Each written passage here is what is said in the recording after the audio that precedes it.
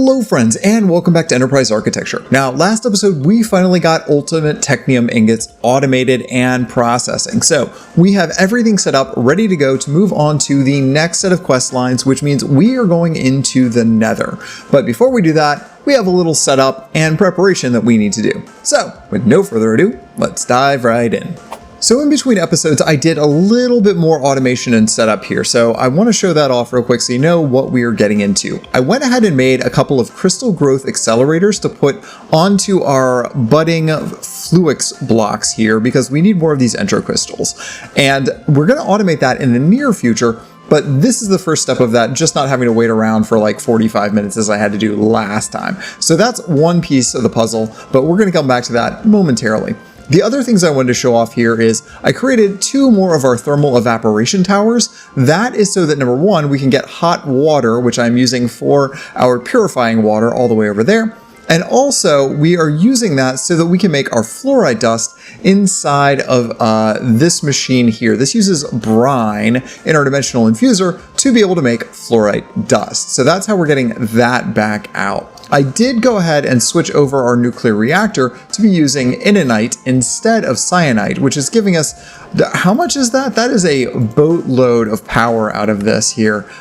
We get, 25 million FE at 20,000 per tick, and that gives us 12,000 nuclear waste as well. That is a lot. So we're keeping up with production there, but that's just not quite enough power for what we're doing. I really need to be storing this in a battery, and that's a big problem right now. We're going to fix that in a second as well. And then last but not least, one of the other big projects I did is I took all of these various reprocessors and I went ahead and separated them out. And the reason why I did that is I went over and watched Gaming on Caffeine's version of his playthrough of this. Usually I don't watch other people's playthroughs of a given pack until after I've already completed it. But in this case, I just wanted to know what it was that I was doing wrong to keep up with my production here. And I saw from his version that you could actually put a reprocessor controller block on every side of these. So I basically quadrupled our output by separating them out. And that was worth it just for a couple of machine circuitries and reinforced machine casings to make that happen. So now we've got fourfold production here. Now on the cyanide block production here, uranium to cyanide directly, we are using elite technium machine frames and all of the rest of them were not. And that way we still have extra cyanide left over. And you can see right here, we have 13,000 cyanide. We are good for a while. And as far as inonite goes, now we're four times production. We are at, about 400 and something of them at this point. So that's a lot. Oh, one other thing I did here is I did go ahead and take our applied energistics setup and I made a few more of our crafting CPUs. And I also created a boatload more of our pattern providers and filled it with a bunch of patterns. You can see here from our new pattern access terminal that I've created patterns for just about everything I can think of so that we don't ever have to actually go back and manually craft most anything that we might need, including all the gears that we might need in the future. The only thing that's a little weird here is our arc furnace recipe. One of these recipes, the Enderium one, it sometimes gets clogged because it'll insert the lead into the wrong side or the platinum or the ender pearls into the wrong side of those inputs. I haven't figured out a really elegant way to deal with that. But I did go ahead and add processing patterns for bronze, constantin, electrum, brass, Invar, and of course our fluix crystal, because we might need any of those in the distant future, in addition to the graphite that we had started with. These might be better suited inside of the multi-block casting setup to be able to do the alloys, but for now this will do just fine. Alright, so let's move on to the actual quests that we need to pay attention to today. So a few more little upgrades that we're going to make before we get started on the Nether quest line. First and foremost, we need to make ourselves a crystal assembler because we're going to use that to make our crystal fixer from AE2. And that way we are not constantly having to replace that base block that our entro crystals are growing on. So let's grab up our entro dust, and we're going to need the rest of these entro infused ingots momentarily. But let's go ahead and see here how we actually get this. We need gold and lapis. So let's grab up 6 pieces of gold. And we have plenty of gold still, even though I've turned off gold production. And then we're going to need 6 pieces of lapis. And we probably could upgrade our lapis production as well and make a bunch more, but I've automated this so that the lasering happens in our machines all the way down at the other end. And so we can just automatically request lapis as we need it. All right.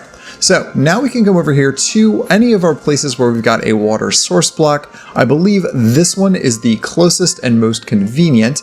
And if I can aim this just right, I should be able to get these blocks to fall in there and automatically convert into our ingots. There we go, just like that. Let's pop back around the other side here, pick those up, and now we have 8 ingots of Entro, or Entro infused ingots, I guess they call them, whatever it happens to be. Not a big deal either way.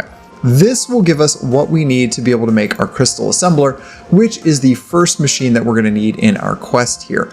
We are going to need to make a couple of things here. ME crafting terminal, let's automate that, or excuse me, we have automated that, so now we can make those just by requesting it. We're going to need 2 logic processors, so let's grab those up. Let's see, 1 and 2. There we go. And since we have multiple CPUs, now we can do multiple things at the same time. And then we're going to make a skystone tank. We're going to do that manually, but for that, we are going to need a piece of quartz glass. So let's go ahead and request a piece of quartz glass real quick. And that should come in momentarily. There we go. Great. Now we can make our skystone tank. Wonderful. And then with that, we should be able to make all of the things we need. Oh, we need the extended machine frame first of all. And actually we're gonna need 2 of those. So we're gonna make the second one while we're at it. We probably are gonna need to automate that as well. All right, so there at long last is our crystal assembler. Now our crystal assembler, I think I'm just gonna put down for right now, like right here.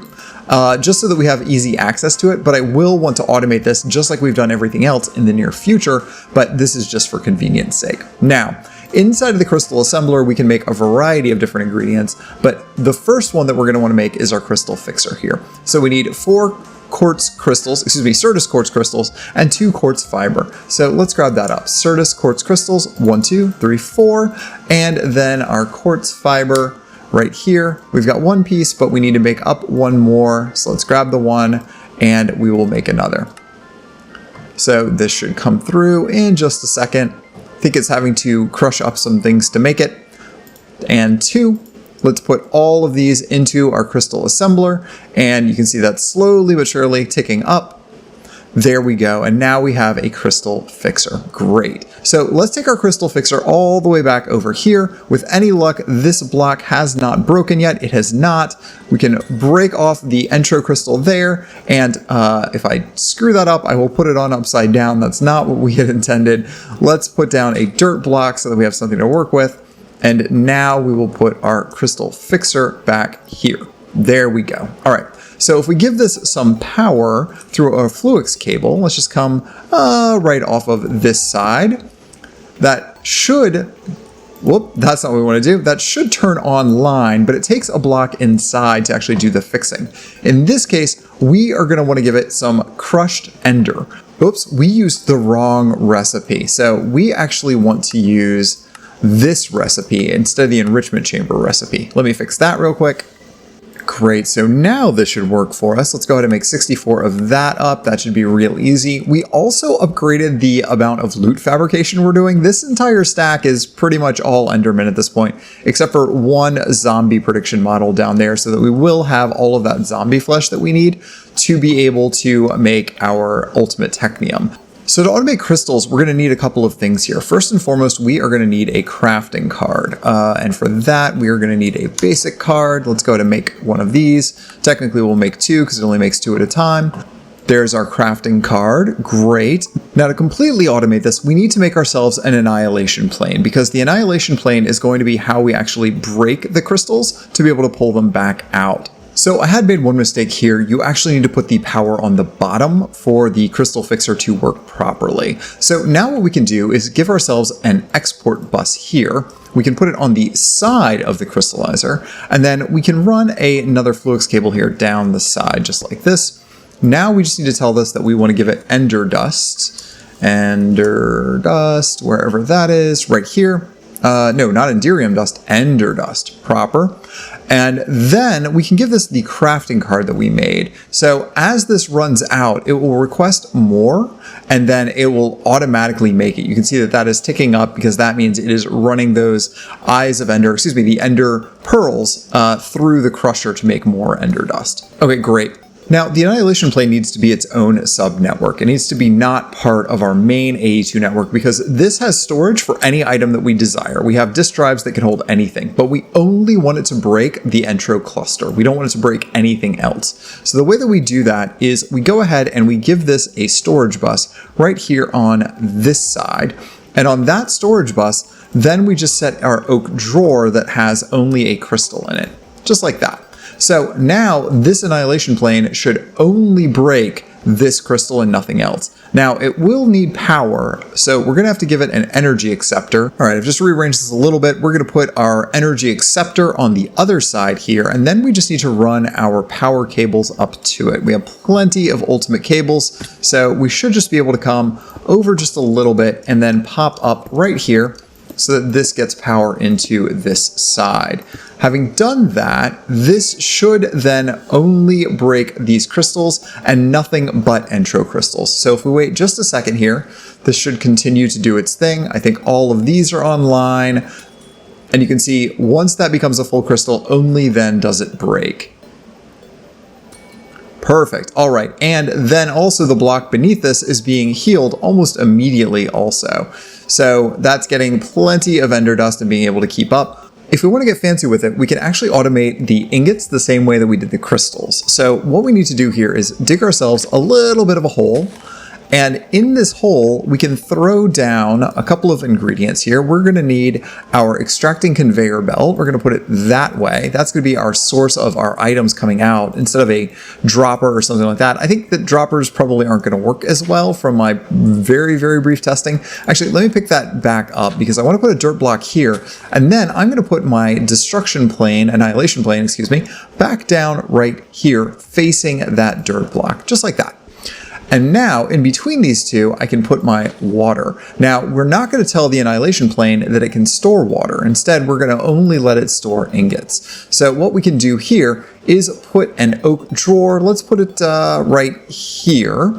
This we can put a storage interface on as well. I think I have a couple of those. There we go. There's our storage bus. And then we connect this up with crystals, just like that. Now what we'll do is we'll go ahead and lock this. And now just to get started, we need to make one of these ingots to be able to actually store it in there. There we go, great. Now we have an Entro infused ingot. It's going to put that there, and we'll go ahead and put another storage bus on the side here. This is going to need power, so we're going to throw an energy acceptor here on the side, and then we will run our cables back over this way to it, just like that. This will now only destroy anything that looks like an Entro infused ingot, and in this case, it's going to pick it up off the ground. So now what we have to do is add in our pattern provider on top of our extracting conveyor belt. That's going to export into that. And we're going to tell this that we are going to be making these Entro infused ingots. Now, when I wire all of these up, this is a sub network here that is just for creating those, or excuse me, destroying those ingots and picking them up if it finds them.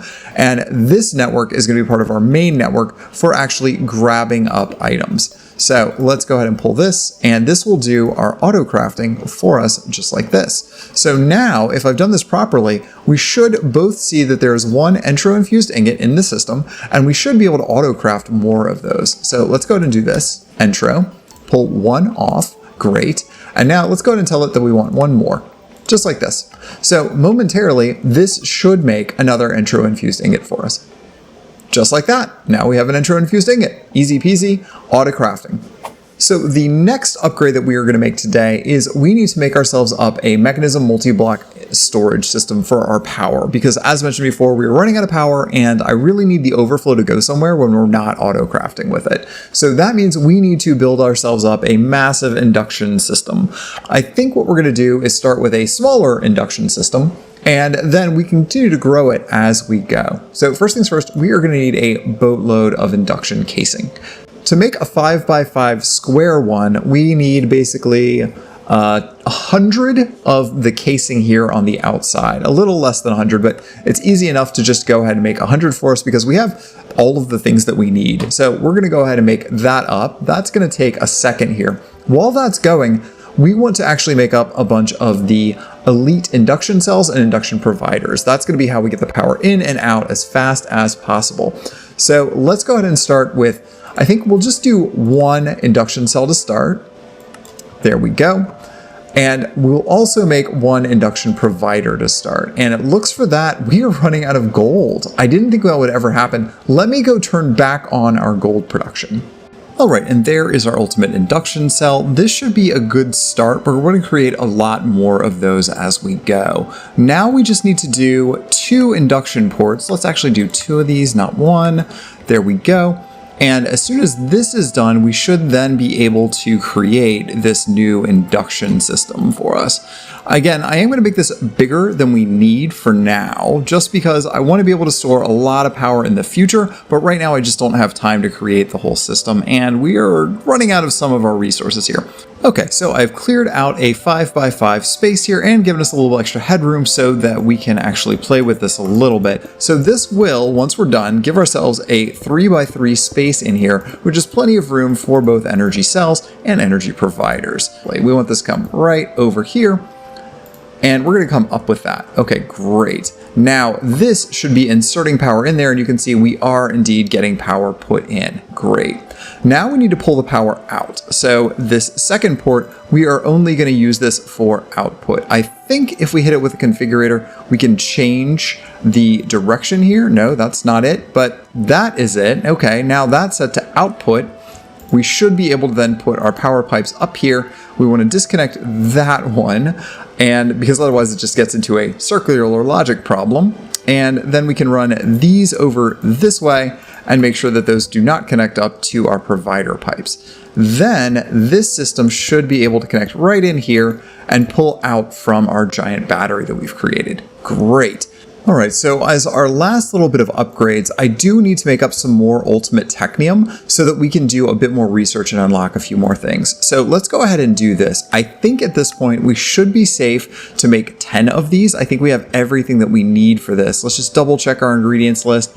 Yeah, it looks like we have all of these items. So let's go ahead and start that process real quick here. Now, I just went ahead and reconfigured this so the pattern provider is pushing directly into the ultimate technium machine, and moreover, this is set to blocking mode. That resolves most of our issues with not having the right ingredients in here or having too many of a given ingredient by pushing things twice. So anything that's got like a 32 stack, we don't want that continuously pushing in here because it'll get backlogged. All right, there we go. We have 13 ultimate technium ingots. That's going to be what we need to make 130 research books, just a little over the 128 that we need. So first up, we need to make the Infinity Cells blueprint. For that, we are going to need 8 250K storage blocks. So let's see here, 256K. We want 8 of these. We might be backed up right now where we're going to have to wait a little while. Oh, and we are missing skystone dust. We never taught it how to make that. That seems funny to me. All right. Well, let's go grab ourselves up a pattern for skystone dust real quick here. Skystone, there we go, dust. This we can make in our crusher. We just made a separate crusher, so this shouldn't be a problem for us. Let's go ahead and slap this into our second crusher, and then that can get going. We are also going to unlock the bigger reactors blueprint. That's going to be easy for us because all we need to do in this case is just grab up a stack of uranium. That we can probably get started on right away. The last thing that I want to do here is not time in a bottle, although I do want time in a bottle. The more important thing is this boss data model. This is going to be absolutely critical for us here because we are going to need to be able to create withers and the ender dragon to be able to generate their special ingredients here. So when we use this, we get the boss data model, and the boss data model, yes, this is how we get things like Warden, Ender Dragon, and Wither, and we are going to need ingredients out of those to be able to complete the pack. We need to get started on that sooner rather than later because it's going to take us a really long time, but right now we don't have access to all of the ingredients we need to be able to make all of these. For instance, we don't have dragon eggs yet, we don't have nether stars yet, we can make skulk, but that's about it. All right, so while we're waiting for all of that stuff to craft, let's go ahead and get started on getting our research here. So I am going to take all of our ultimate technium ingots and put them into our researcher. I only just realized we don't have to use nuggets, you can use whole ingots. And if you use whole ingots, you get 10 books back instead of 9 books. All right, so we can get started on our research now. Let's go ahead and start with our cell upgrades because that'll take us a little while to finish making all of the things we need for it. While that is going, we are also going to go ahead and add in our uranium here for our next level of reactor. Hopefully that will solve a lot of our power woes where we continually run out of power whenever we're making like antimatter or anything like that. All right, and there is our infinity cell blueprint. The reactor blueprint should be coming in momentarily. We're going to go ahead and take that and make an infinity ME storage component with it. So let's put this in here with our 8 more of those cells. I had to make 8 more up. That took forever. Momentarily, this should come back out the other side and we'll have an infinity cell. And with our infinity cell, we can start making infinite sources of various ingredients. First on my list, an infinity lava cell. Lava is something we continuously run out of, and this will solve that problem. That means we can start making infinite obsidian very shortly thereafter. Our obsidian production has been slowing down significantly. In between episodes, I'm going to make up a boatload of these, so I can do one for stone, for our gravel, all of those sorts of things that we have been slowly saving up our points for. And by points, I mean these right here. We've got all of this quadruple compressed stone. We've got quadruple compressed cobblestone here. So this is what we are going to be using to make our quintuple compressed cobblestone. That's how we make our infinity cells, is with quintuple compressed stone and etc. Whatever the ingredient is for that cell. So this is going to be the thing that we are going to be making up next. All right, so there is our infinity storage component. Wonderful. We are going to use this, first of all, like I said, to make a lava fluid cell. So I have been slowly saving up lava all the way down here in the next section.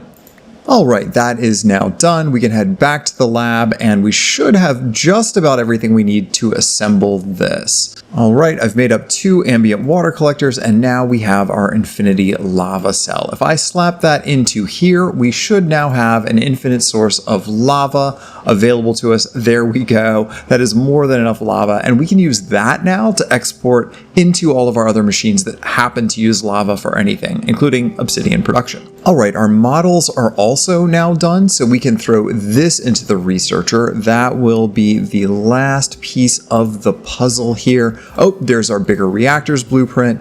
Let's throw these in, and this should start cranking through. All right, the bigger reactors blueprint, we are going to use that with a reactor casing to make reinforced reactor casing. And then this we can start using to make all of the other extreme reactors pieces of the puzzle. All right, so let's just snatch up some of our reactor casing, the basic kind that we have been making here in our automated system. We are going to use our bigger reactors blueprint, combine that with a reactor casing just to show that we have got that knocked off. And in just a moment, we should then get that reactor casing. That takes care of that quest. Wonderful.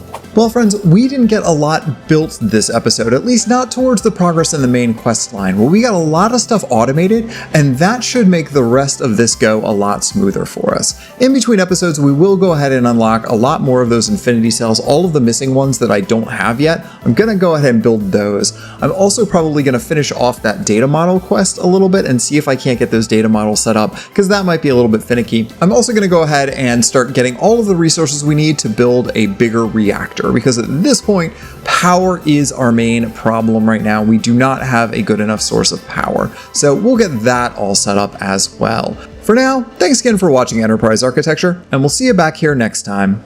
Bye, friends!